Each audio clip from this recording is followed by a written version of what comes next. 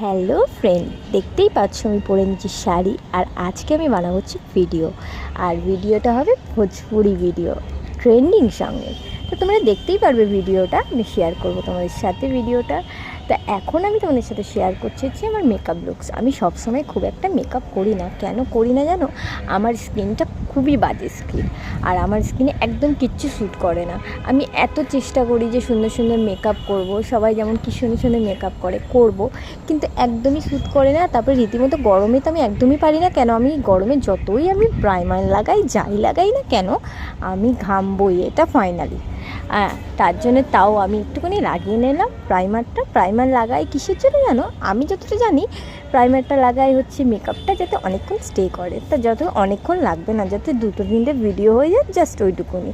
তো এবার আমি লাগিয়ে নেবো হচ্ছে ফাউন্ডেশনটা লাগিয়ে নেবো, তাও একদম হালকা, যাতে একদম ন্যাচারাল লাগে, বেশি না।